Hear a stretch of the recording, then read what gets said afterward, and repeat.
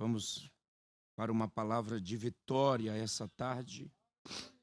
1 Samuel, capítulo 17.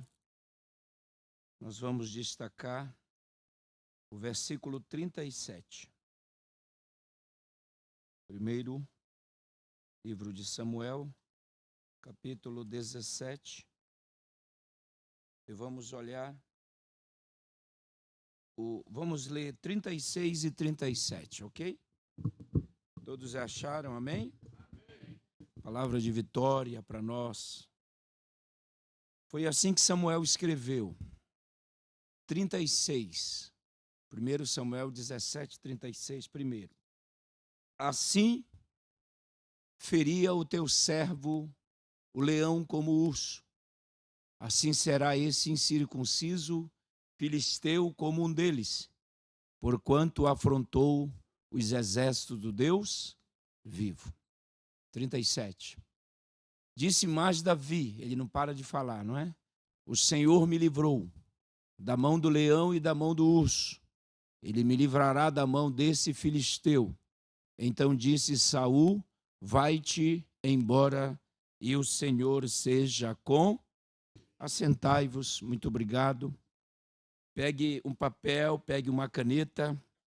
E eu queria descortinar alguns pontos importantes dessa história tão conhecida, não é? Do confronto de Davi com o gigante Golias ou com Golias. É interessante que eu penso que todas as vezes que a gente pronuncia alguns personagens do Velho Testamento, por exemplo, eu li dizendo, disse Davi. E quando a gente começa a ouvir esse nome, Davi, a gente começa a descobrir ou buscar dentro das gavetas da nossa mente algumas minúcias da história desse homem que foi considerado o homem segundo o coração de Deus. A história de Davi, como a história de tantos outros, ela é bem conhecida daqueles que estudam, que prescrutam o texto sagrado. A biografia de Davi ela é muito extensa, ela é muito longa, não é? E nós não temos condições de fazê-la ou desenhá-la essa tarde, mas dessa biografia tão extraordinária, eu quero pontuar esse confronto. Pegar de uma biografia tão extensa, pegar apenas o texto onde Davi é colocado por Deus numa batalha. O interessante é que essa batalha ela aconteceu 40 dias depois que Davi foi ungido pelo profeta Samuel. Deus havia rejeitado o reinado de Saul. Tem muita gente pregando dizendo que Deus rejeitou Saul. Não é verdade. O texto diz, não precisa nem ir no original do hebraico, o texto diz que Deus rejeitou o reinado de Saul, mas não rejeitou, porque para Deus rejeitar alguém, ele precisa ser muito ruim, mas mesmo assim a misericórdia de Deus é muito grande. Então Deus, ele rejeita o reinado de Saul, e agora ele diz para o Samuel encher o vaso de azeite. É interessante que há um trocadilho interessante aqui. Deus disse assim, enche o teu vaso de azeite e vem e eu vou te enviar. Se nós tivéssemos assim num evento, e se a gente fosse falar para pregadores pentecostais somente, está aqui uma razão sobejada. Deus só trabalha com quem está cheio. Não entenderam? Eu explico. Enche o teu vaso e vem que eu vou te enviar. Jesus não envia ninguém vazio. Eu dava glória a Deus, mas tudo bem. Ele só envia quem está cheio, quem está pleno, quem está vivendo a sua plenitude. Dá para dar um glória a Deus nessa tarde? Então enche que eu te envio, vem cheio que eu te envio, vem capaz que eu te envio, vem pronto que eu te envio, vem carente que eu faço. E mais uma palavra aqui para ministério, porque a gente atua muito em escola bíblica no Brasil, então a gente acaba tendo um vício. Deus disse para Samuel escolher um dos filhos de Jessé. E o Jessé coloca diante de Samuel todos os seus filhos. Isso é verdade. Mas quando o Samuel olha por o primeiro, que é Eliabe, O que Samuel diz? Está aí, perante o Senhor, quem Deus escolhera. Sabe, pastor, Samuel está um pouco precipitado e apressado. Quer dizer, ele olha o Eliabe e descarta todos os demais. Isso me causou uma eterna pesquisa. Por que Samuel, ao olhar o Eliabe, rejeita os demais? E eu fui pesquisando,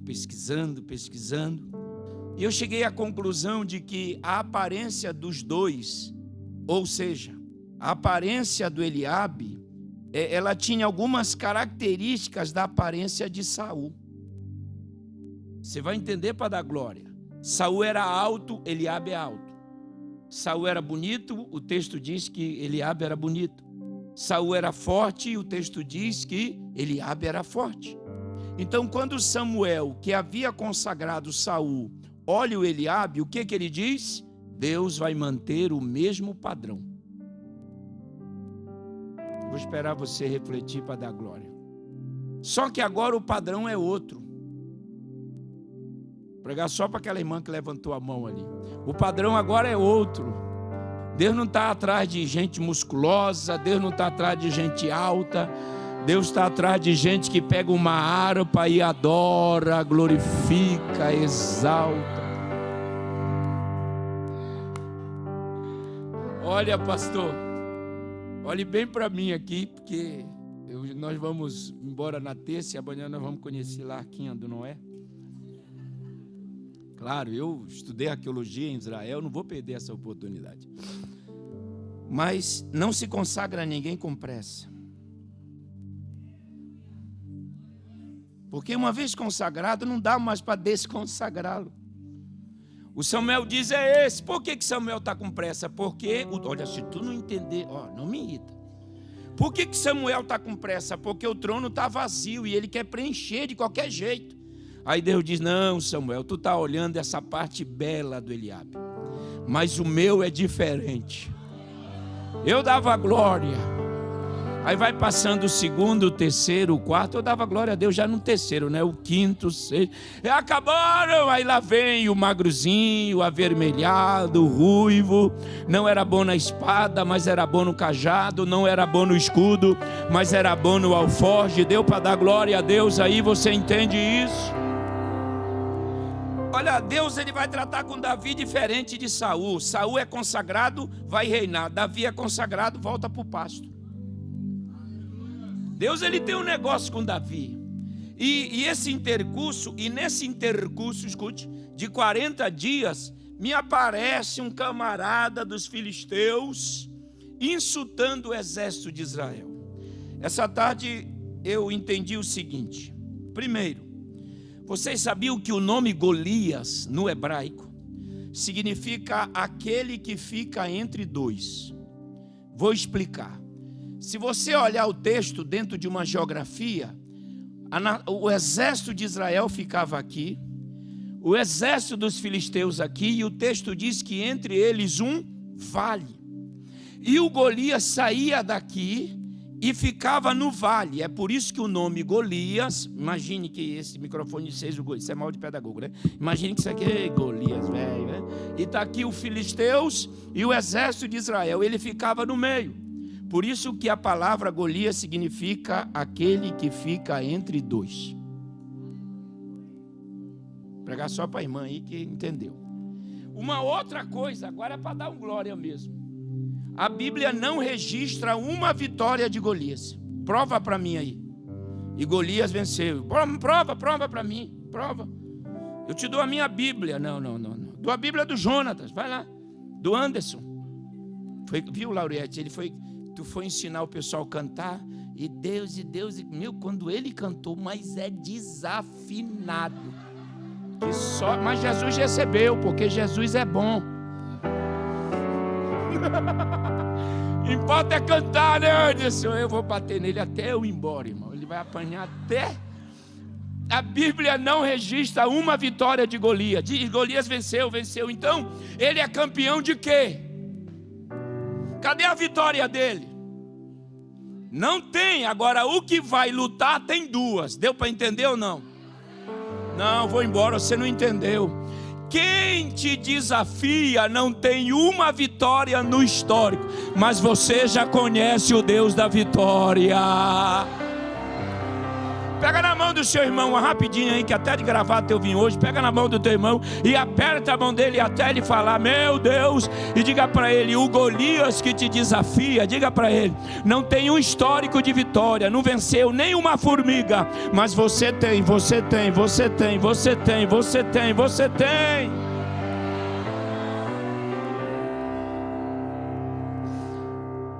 Eu fui também dar uma estudada, quais são as armas de Golias, além do escudeiro. Pastor, Golias usava muito a voz. A arma principal do Golias era intimidar. Eu imagino, de repente eu esteja errado, mas só a eternidade que vai revelar isso. Um homem daquele grande e forte não podia ter uma voz fina, né? Quem de vocês aí? Aí vai matar. Concorda?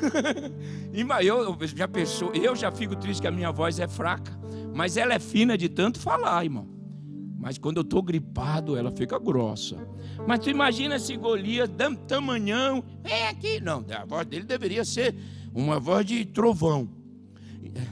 Não é? Então ele usava a voz para intimidar, usava o seu tamanho.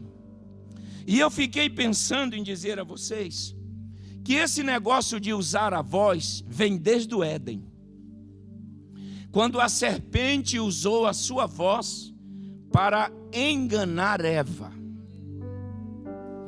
Eu sempre gosto de falar de um testemunho.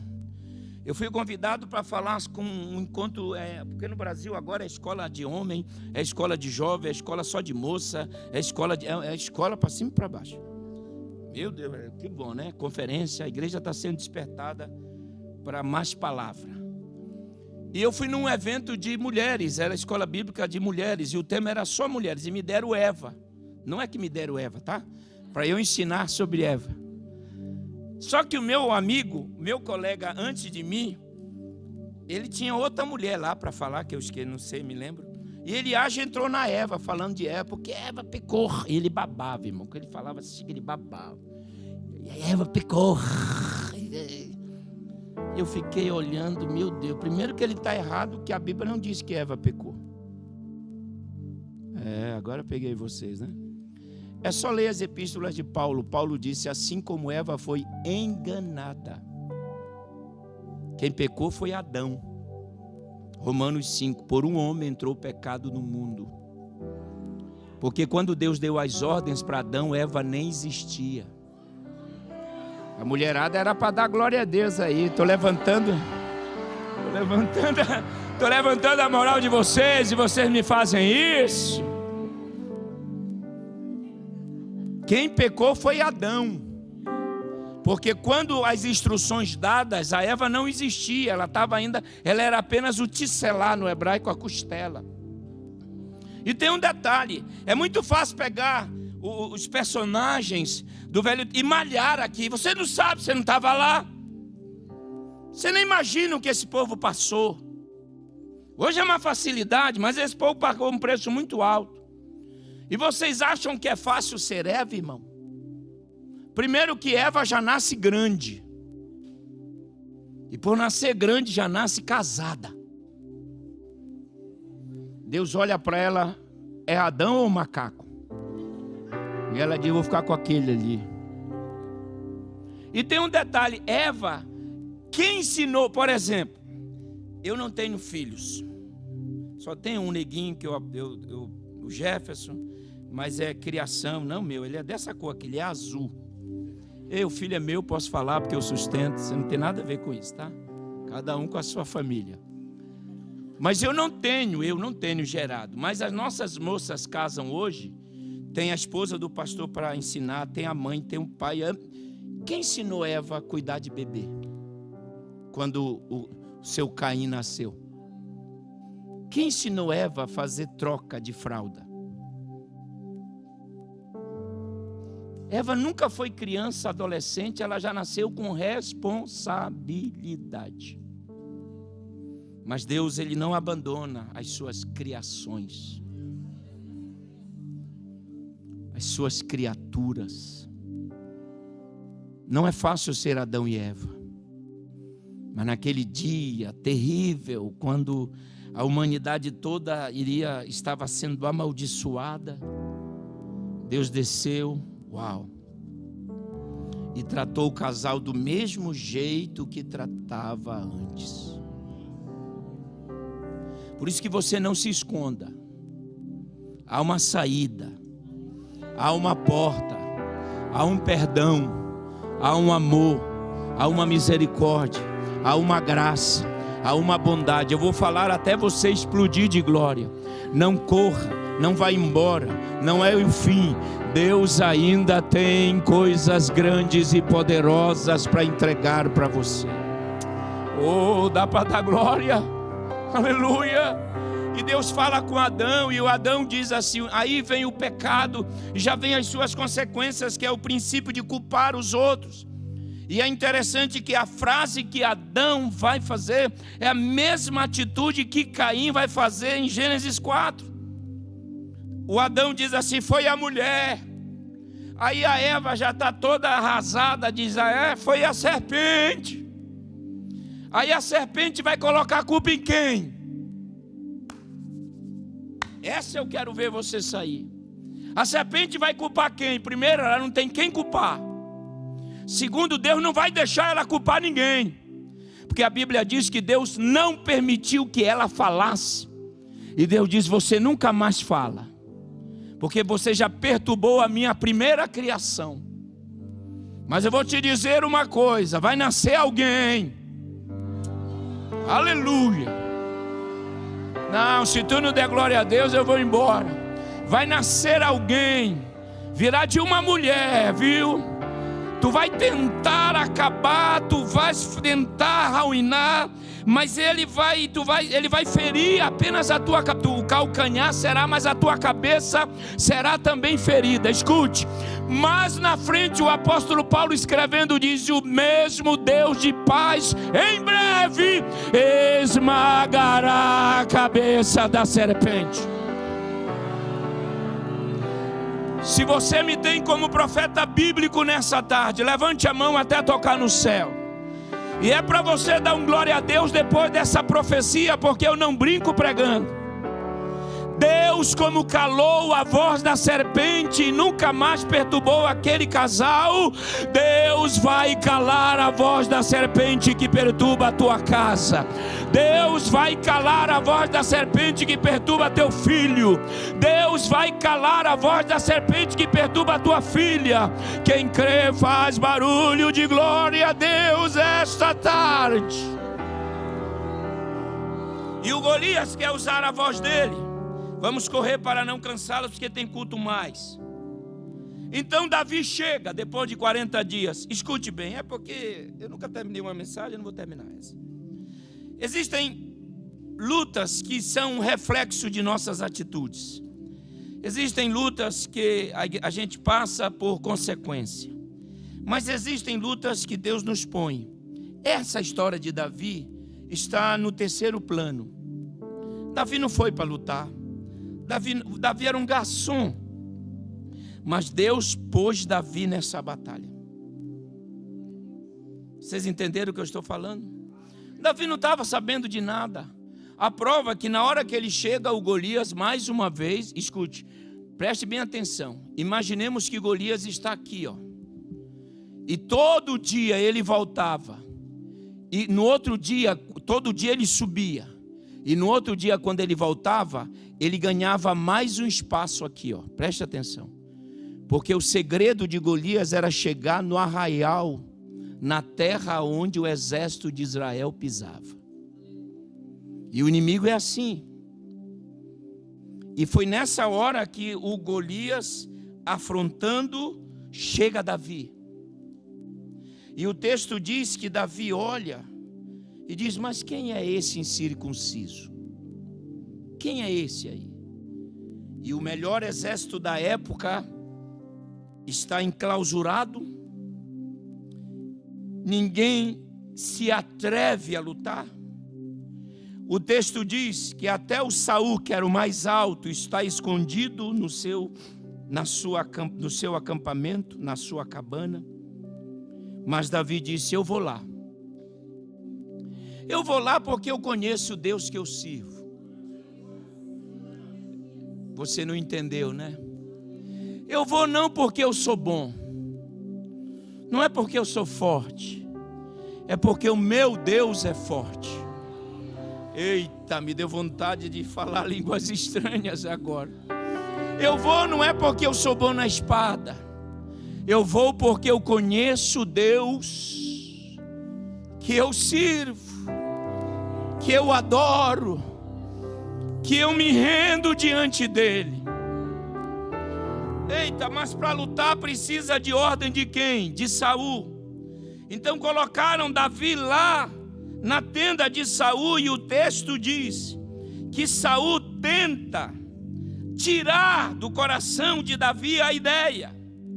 E o Saul diz: mas você é muito fraco, você não é capaz, você é pequeno demais.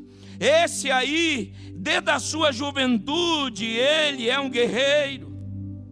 E agora, para dar testemunho daquilo que estava guardado e que ninguém sabia, porque eu não vejo Davi contando as vitórias para os outros, mas chegou a hora de Davi revelar algo que só ele e Deus sabiam. Pare de contar teus segredos, porque tem gente que pode ouvir de um jeito, mas tem outros que ouvirão de outro jeito. Então o texto bíblico diz que com os fiéis há segredo de Deus. Como é que eu faço? O que Davi tem para convencer Saul é apenas algo que só Davi sabia. Davi diz: é rei, é verdade, mas eu, o teu servo, sou pastor de ovelhas. Aí piorou, né, irmão?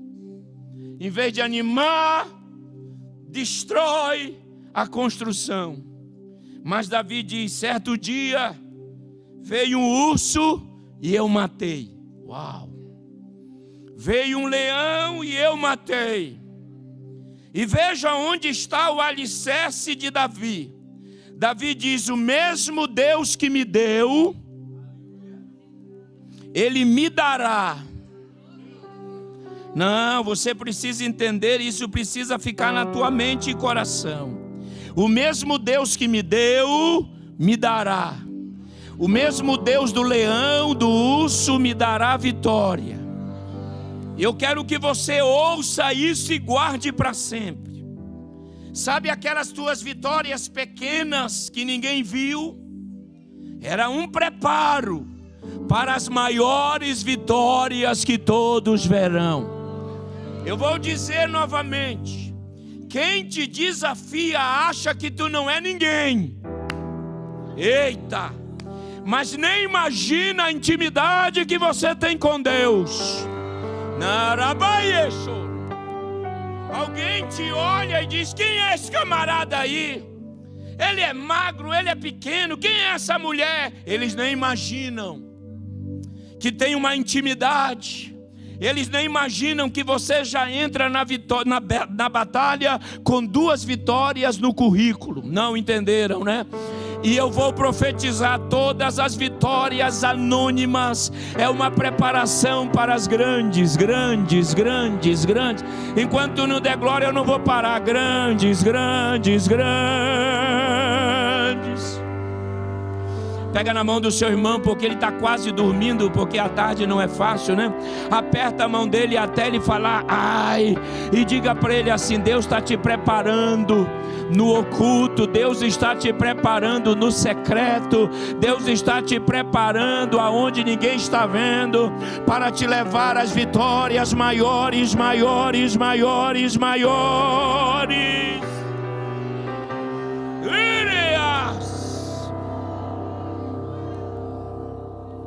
Uma outra coisa que observo nesse embate, o versículo 36 de 1 Samuel 17.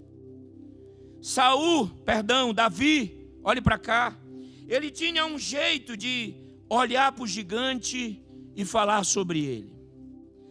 É interessante que todo mundo, Eliabe, o Saul, o exército de Israel, olhava para o gigante, para o Golias e dizia: olha o tamanho dele. Mas Davi não conseguia ver isso. A gente começa a valorizar o nosso inimigo, coisas que ele não tem.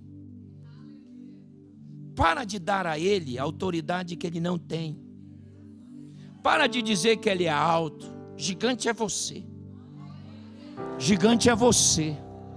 Não, enquanto tu não der glória, eu vou fazer você crescer hoje. Gigante é você. Todo mundo dizia: olha o tamanho dele. Se tivesse óculos nessa época, Davi fazia assim: mas quem é? Olha o tamanhão. Tamanhão? Olha o homem. Homem. Davi não via isso. Então eu coloquei aqui, ó. Como eu olho o gigante na batalha é fundamental. Como eu olho o meu inimigo. Uau! Isso aqui é muito profundo. Como eu olho.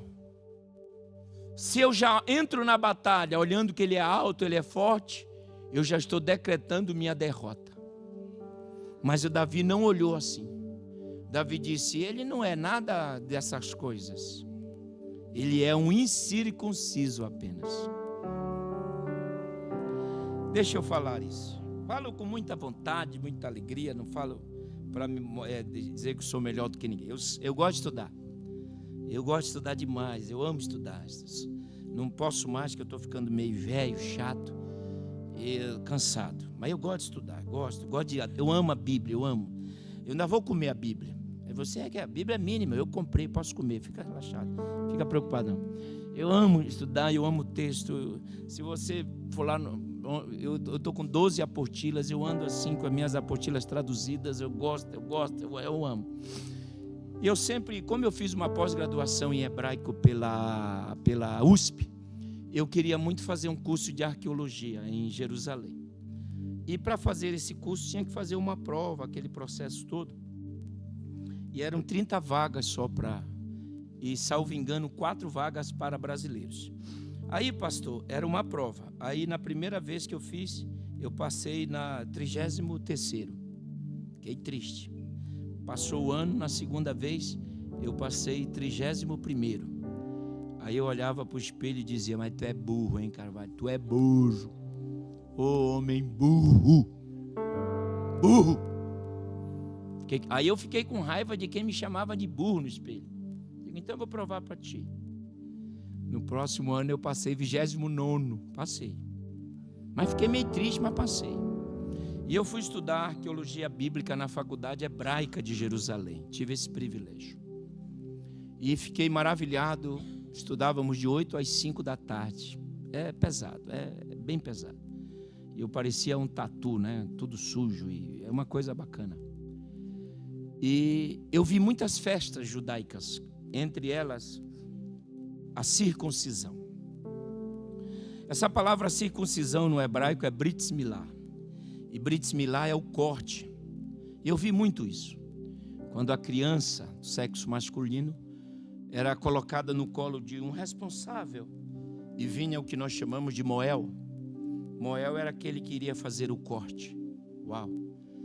E quando Moel vinha e fazia o corte, pastor, e a criança começava a chorar, o Moel dizia assim: a partir de agora, essa criança é propriedade exclusiva de Deus. E ele terminava uma oração lá dizendo: ele tem a marca. A marca. Isso é levado muito a sério na cultura judaica. Davi passou pelo Brit Milá. Então, quando Davi olha para o gigante e diz: quem é esse incircunciso? O que Davi está dizendo é: quem é esse que não tem a marca?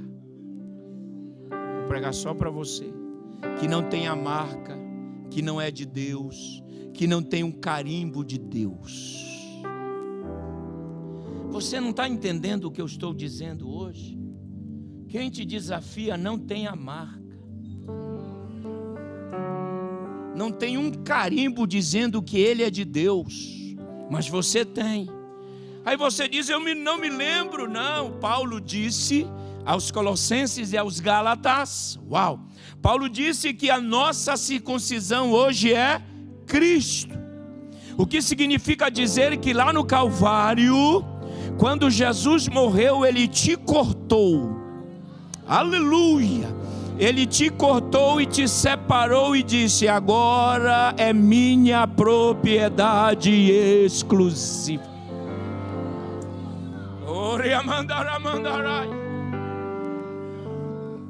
Ninguém hoje precisa do Brit Milá. Nós não precisamos, porque nós já fomos cortados. E eu estou terminando aí um livro sobre redenção, compra. E o texto grego do Novo Testamento sobre redenção, nós temos 4 verbos. E eu vou deixar 2 aqui para vocês ficarem com curiosidade. O primeiro verbo para compra é agoridizo. E agoridizo significa chegar no mercado de escravo e começar a comprar. Quero esse, quero esse, quero esse, quero esse. Eu vou comprar aqui até você entender. Quero esse. Ah, mas esse é fraco. Eu quero esse também. Ah, esse não, eu quero esse. Esse dá trabalho, eu quero. Esse não vale nada. Vai valer agora. Eu quero, eu quero. Eu vou falar até você entender. Eu quero, eu quero, eu quero. Mas tem um outro verbo que é o verbo lutrol. E lutrol significa comprar e não devolver mais a compra. Se tu não der, eu já preguei de manhã lá, falei um pouco sobre isso para os irmãos lá. Lutrol significa comprar e não devolver mais. Quando Jesus te comprou, meu irmão, Ele não vai te devolver mais. Não, não, não, eu pensei que você ia melhorar esse glória a Deus aí. Ei, pega na mão do teu irmão e diga: não tem devolução, Ele te comprou para Ele. Eita!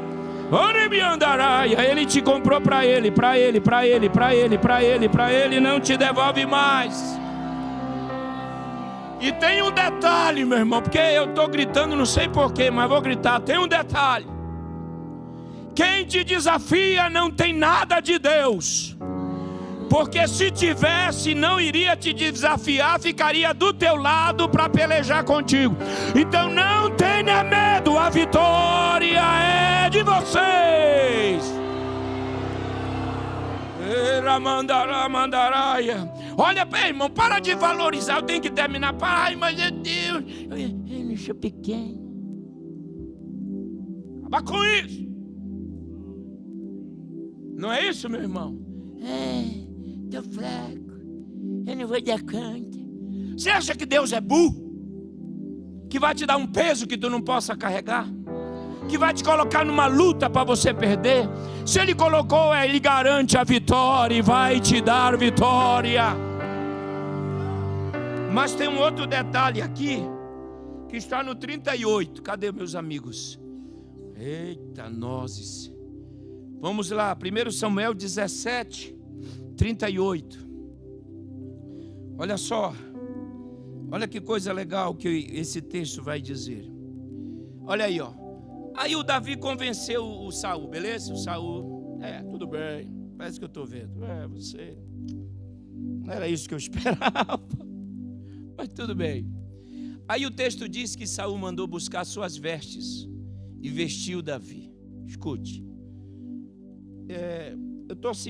Eu gosto de estar isolado para pregar o que Deus manda eu pregar.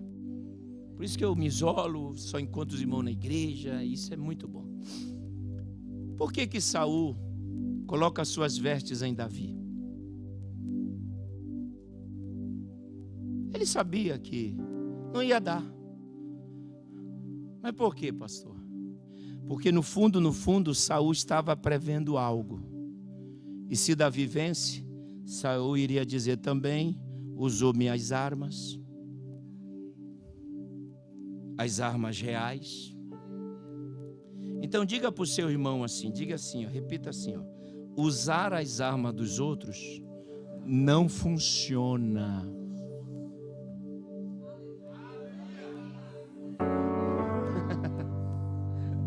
Não funciona.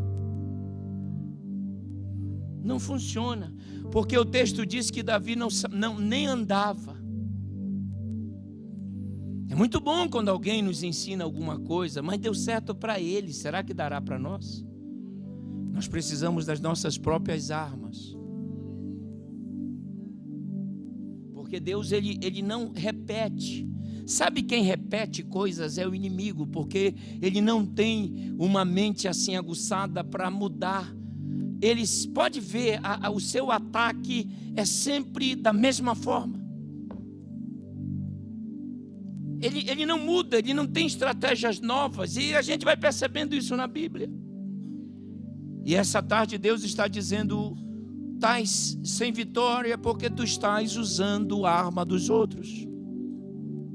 E Deus tem armas para te dar, para te revestir essa tarde. E eu vim disposto a te ensinar e terminar agora. Deus vai te revestir.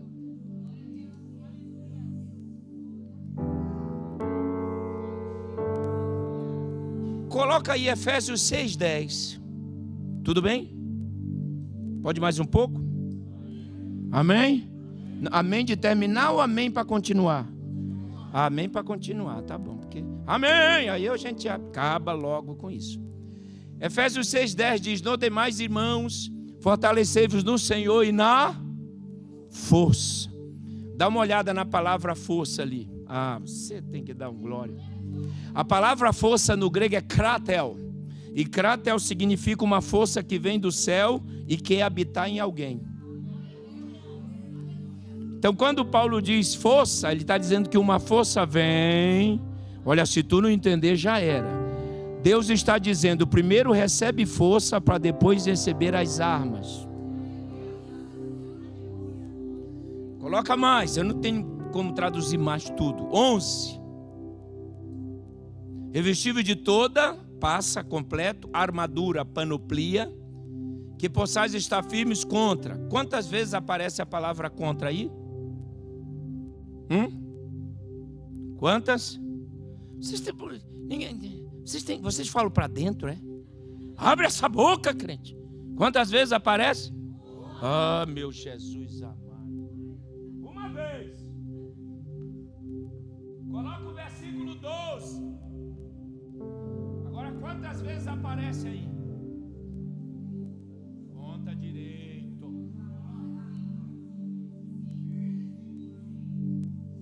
5 vezes. Com uma lá do 10, quantas vezes? Numa outra tradução só aparece 5. Não se preocupe. Olhe para cá. Nós temos dentro dessa versão 6 vezes, não é isso? Aprenda algo. Quando tu tens uma palavra no Novo Testamento que em verdade, você precisa traduzir. Se ela se repete uma vez, imagine a mesma palavra repetindo-se 6 vezes. Para quem é estudante de grego fica surpreso. Uau, tem algo aí? Tem. Porque a palavra contra no grego é prós. E prós vem de aproximação. Paulo diz: porque a nossa luta não é carne com carne. Não é o irmão. Tira ele da cabeça. Eu sei que às vezes acontece alguma celeuma, alguma situação, mas ele não é teu inimigo. O teu inimigo são os principados, arche, as potestades, exousia no grego. É um sistema organizado. Então a palavra prós significa que nós já estamos sentindo a aproximação desse exército do mal. A gente sente ou não sente? Não tem dia que, hein, Lauriette? Não tem dia que a gente nem quer sair de casa. Tem um negócio no ar estranho. Eu fico muito preocupado quando esse dia, que eu tenho que sair. A única razão é orar. E a gente tem que orar, porque a gente sente que algo vai acontecer. Algo está dizendo, sabe o que é isso? É o efeito dessa organização satânica que está vindo contra nós. Mas Paulo disse: deixa vir, porque a igreja estará revestida.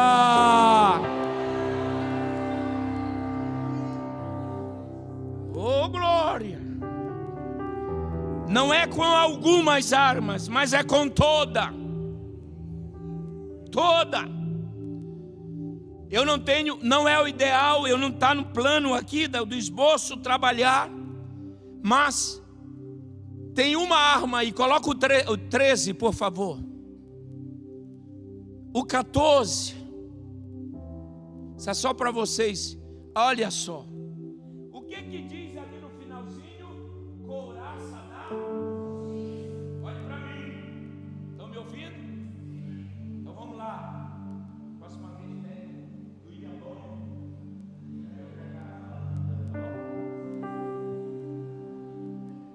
Couraça. Eita! Vocês sabiam que a palavra couraça no grego é tórax? E tórax fala de uma couraça que coloca e protege a frente e as costas. O texto tórax fala de uma arma que protege os órgãos vitais. E eu gosto muito de ler os historiadores. Tem um historiador romano chamado Suetônio.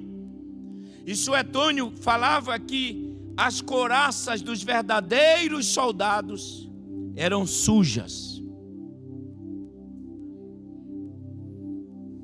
marcadas de espada e de lança. Esses eram os soldados que ficavam na frente, que não corriam a batalha, ou da batalha.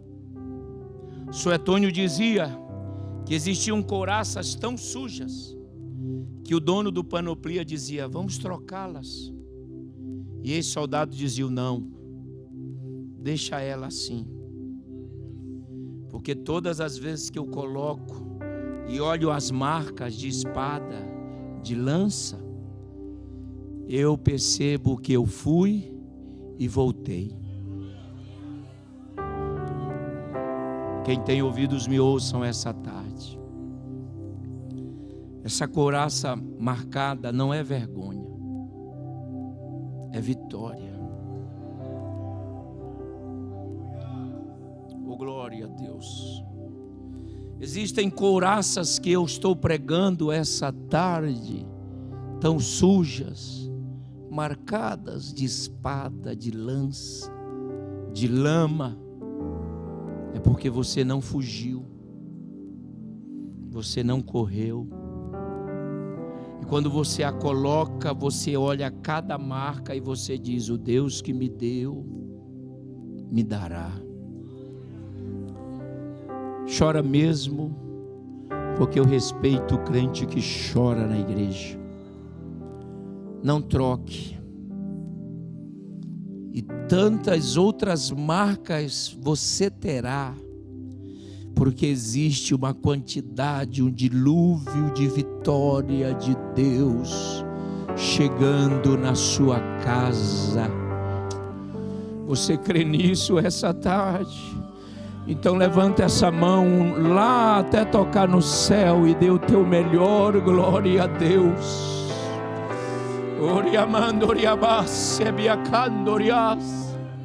Sabe, pastores, esse tórax, essas couraças marcadas, eram os soldados que não tinham medo. Assim como Suetônio, eu vou terminar, diziam que alguns soldados voltavam com a couraça limpa, é porque eles se escondiam atrás dos verdadeiros soldados. Mas você não se esconde.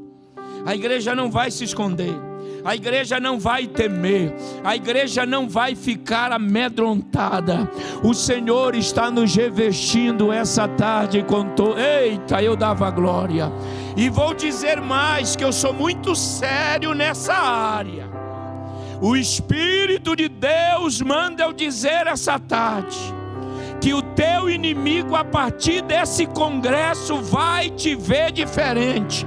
Ele vai dizer: ele tem algo que não tinha. É porque Deus está te revestindo. Ele me andará vassoras.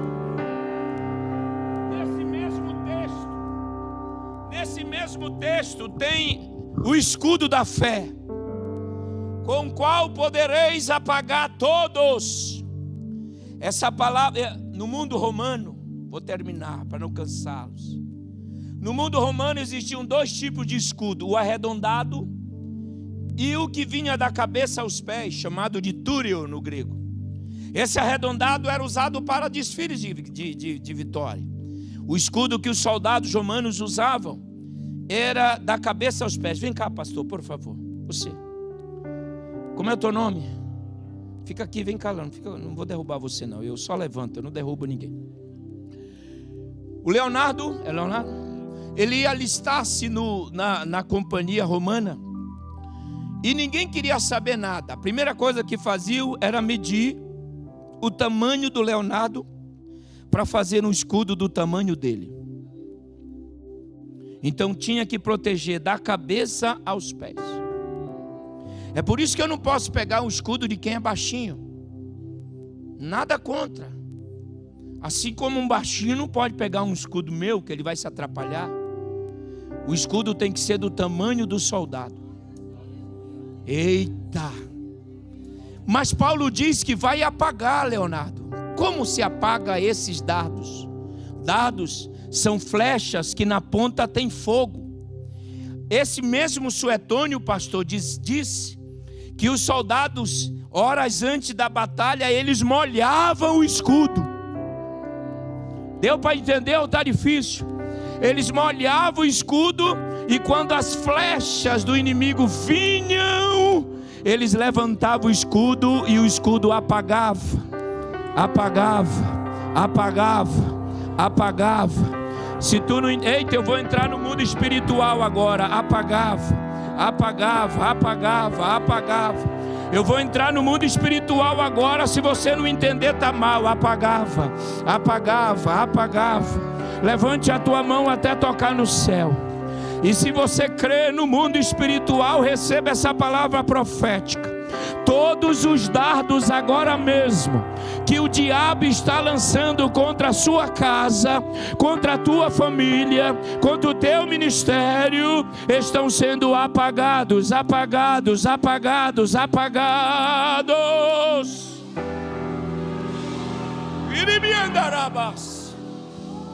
Ele me andará mandarabassoria. Vem cá antes. Coloca o Salmo 91 aí. Vira de costa, por favor. Coloca o Salmo 91. O Salmo 91 e o verso 1. Vou terminar, ó. Maravilha. Ai, que maravilha, meu Deus do céu. Pronto? O Salmo 91, escute. Aquele que habita. Aquele é um pronome. Habitar no hebraico significa morar junto. O texto diz: aquele que mora junto no esconderijo do Altíssimo, a sombra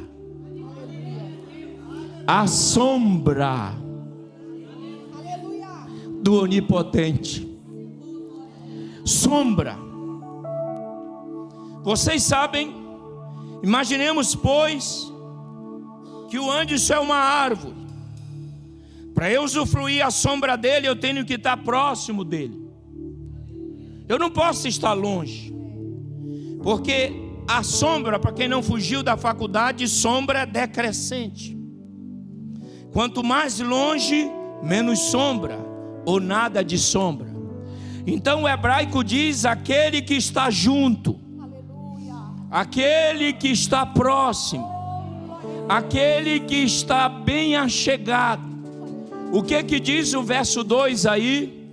Quem está na sombra, ele é refúgio, ele é fortaleza, dá para confiar nele.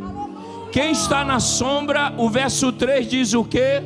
Quem está na sombra, ele livra do laço do passarinheiro e da peste perniciosa. Quem está na sombra, verso 4, o que diz? O verso 4, ele cobre com as suas penas, debaixo das suas asas está seguro. Ele é verdade, escudo e broquel. Quem está na sombra, verso 5, o que diz? Não teme o espanto noturno. Quem está na sombra, nem a seta que voa de dia. Quem está na sombra, nem a peste que anda na escuridão, nem a mortandade que assola o meio-dia. Quem está na sombra, me 10.000 caem ao lado dele e 10.000 à sua direita.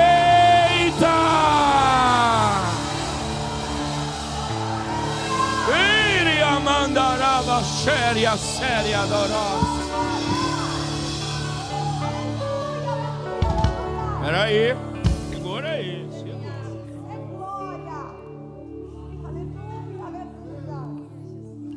Deixa eu terminar aqui que o negócio é sério. O verso 52, 17 de 1 Samuel. Isso é para o senhor agora. Senhores.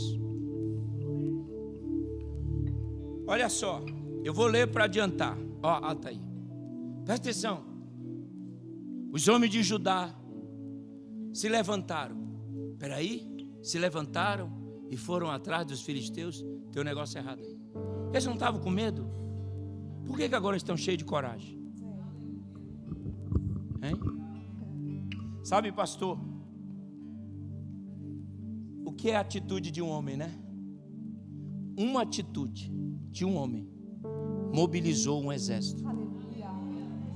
Quando ele... Eita, se tu não entender já era. Quando eles viram Davi vencer o Golias, espera aí, aquela atitude inflamou. Então, se o senhor desanimar, todos nós vamos desanimar.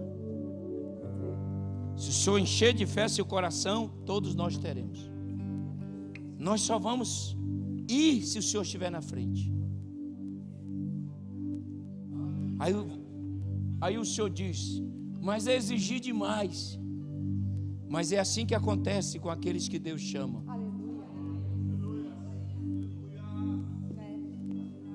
Sabe, o Moisés, presta atenção, ele inflamado pelo povo murmurou e disse, só eu, sozinho não posso mais. Aí Deus disse, tá bom, reúne 70, tirarei o espírito de você e colocarei neles. Duas verdades. Primeiro, Moisés tinha tanto que dava para encher 70 e não faltar para ele. Até aí é legal, mas a segunda eu acho triste. Mas agora, Moisés não é o inédito. 70 pessoas têm o que ele tem. E Deus te chamou para ser inédito. Te dará algo que não deu a ninguém. É assim que eu vejo o líder na Assembleia. Você tem uma intimidade que ninguém tem, uma ousadia que ninguém tem, uma entrada que ninguém tem. E o apóstolo Paulo, ele ensinando a Timóteo, agora virou escola isso aqui, ensinando a Timóteo, no capítulo 2 e verso 1, segunda, ele diz, Timóteo, fortifica-te na graça, endunameo no grego. Fortifica-te na graça. Fortificar é uma força que vem de fora para dentro, endunameo. O verso 2 diz, tu sabes que eu ensinei você, e agora procura homens fiéis e idôneos para enchê-los.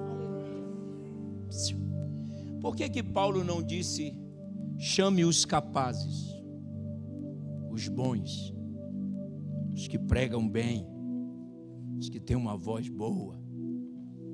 Porque na primeira epístola Paulo chamou o Himeneu, e o Himeneu, ele era capaz, mas não era fiel. O Alexandre, capaz, mas não era fiel. Aí Paulo diz, agora mude, pegue os fiéis.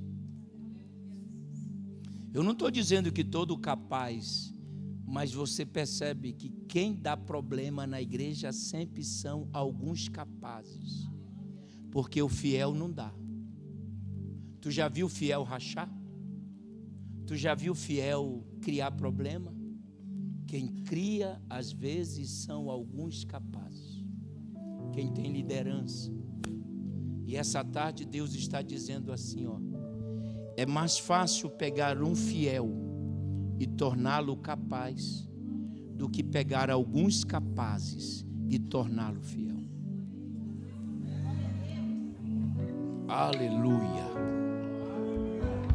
É só se levantar e olhar para trás, um grande exército está te acompanhando para vencer as batalhas da vida. Aleluia.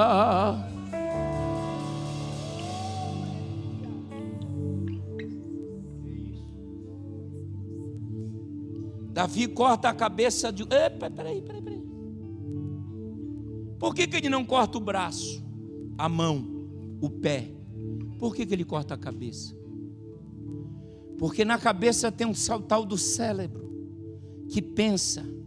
Então Davi está cortando todo o pensamento do Golias em relação. Acabou. Tu nunca mais vai ofender ninguém. Tu nunca mais... Não, eu vou falar até você entender. Tu nunca mais vai criar problema. Tu nunca... Eita, eu vou falar até você entender. Tu nunca mais vai criar problema. Tu nunca mais vai projetar o mal, que eu vou cortar aquilo que gera, porque uma mente maligna, o corpo está totalmente maligno. Essa tarde, se essa igreja entender, vai dar glória. Deus está cortando a cabeça de todo o mal, de todo pensamento contrário. E o que mais me impressiona é que vocês estão aí, né? Então, o que mais me impressiona é que ele pega a cabeça e leva. Quem é que vai guardar a cabeça de Golias? Isso me perturbou no bom sentido, e eu entendi por que Davi levou. Porque todas as vezes quando ele estiver desanimando, ele olhava a cabeça e dizia: o Deus que me deu... Não, vou embora. Você não entendeu o que eu estou pregando. Você não está compreendendo. Ele quer a cabeça para quando chegar as crises, que elas vêm. Quando chegar as coisas que querem nos apequenar, ele dá uma olhada e diz: aumentou o meu currículo. Ele me deu vitória contra o leão, ele me deu vitória contra o urso, e agora já me deu vitória contra o Golias.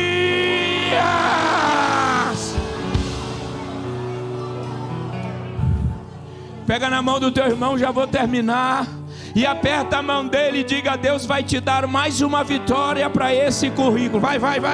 Mas fala mesmo, sacode ele, sacode ela, e diz: está aumentando. Coloca aí mais uma vitória, coloca aí.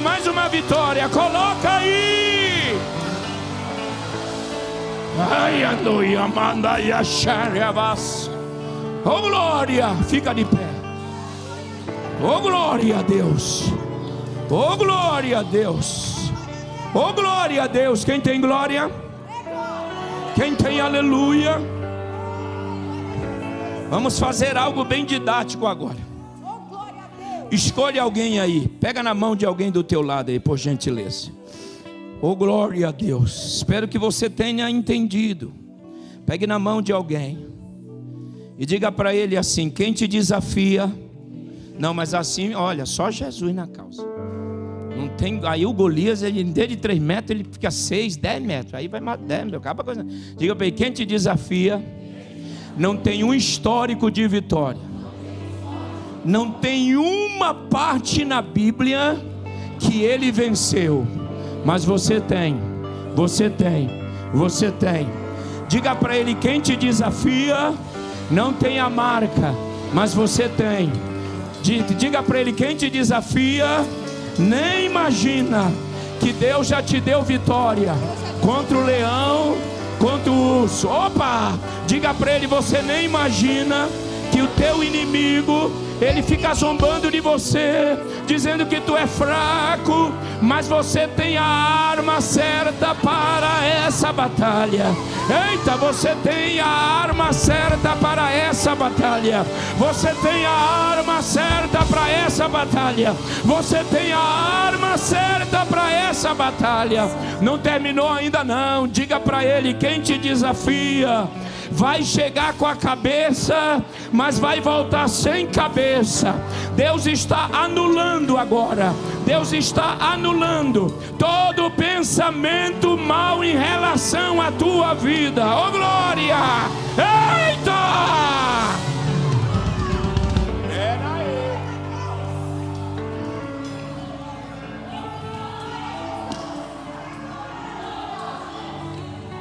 Tem glória mais ainda? Tem glória? Ainda tem a noite. Pastor Eliel está vindo aí para pregar. Diga para ele: quem te desafia, nem imagina. Você vai levar a cabeça. E quando alguém falar: quem é você? Você aponta para a cabeça e diz: dá uma olhada aí, ó. Vê aí. Vê aí. E Deus vai te dar a melhor semana da tua vida, que começa hoje. Quem crê faz muito barulho de glória a Deus.